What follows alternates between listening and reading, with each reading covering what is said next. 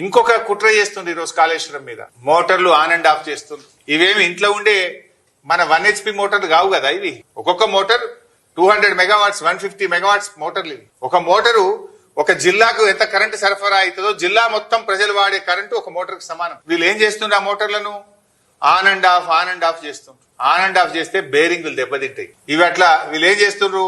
పొద్దున 7 గంటలకు స్టార్ట్ చేస్తుండ్రు, సాయంత్రం 5కి బంద్ పెడుతుండ్రు మోటార్. పొద్దున 7కి స్టార్ట్ చేసి 5కి బంద్ పెడుతున్నారు. ఎందుకు? 5 తర్వాత కొంచెం కరెంట్ పీక్ లోడ్ ఉంటుంది, అందరం లైట్లు వేస్తాం, సాయంత్రం పూట ఇళ్లలో కరెంట్ వాడతారని ఇది బంద్ పెడుతుంది. మళ్ళీ పొద్దుగాల 7-8 గంటలకు మెల్లగా స్టార్ట్ చేస్తుంది. ఇట్లా రోజుకు 2 సార్లు ఆన్ అండ్ ఆఫ్ చేస్తే మోటార్ల బేరింగులు దెబ్బతింటాయి, మోటార్లు పనికి రాకుండా అవుతాయి. ఇంజనీరింగ్ నిపుణులను అడగండి, ఎక్స్పర్ట్స్ అడగండి. ఇప్పటికే BHEL మిమ్మల్ని హెచ్చరించింది.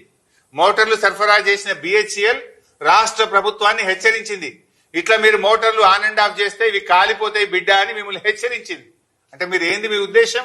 ఊకి ఆన్ అండ్ ఆఫ్ చేసి మోటార్ల బేరింగులు దెబ్బతిని మోటార్లు పనికి రాకుండా అయితే మళ్ళీ బదనాం ఎత్తేయాలని ఒక కుట్ర చేస్తా ఉన్నారు మీరు. BHEL మీకు చెప్పలేదా? మిమ్మల్ని హెచ్చరించలేదా? కాళేశ్వరం మోటార్లు ఎప్పుడైనా సరే ఫుల్ నడపాలి. ఏం చేస్తుంది ఇప్పుడు?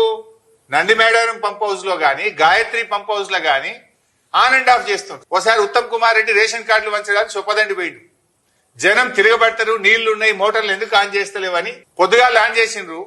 ఉత్తమ్ కుమార్ రెడ్డి హెలికాప్టర్ దిగి రేషన్ కార్డులు పంచి మళ్ళీ హెలికాప్టర్ ఎక్కగానే మోటార్లు బంద్ చేసిండ్రు. మొన్న ఓ రోజు కూడా మోటార్లు పొద్దుగా ఆన్ చేసిండ్రు, సాయంత్రం బంద్ చేసిండ్రు.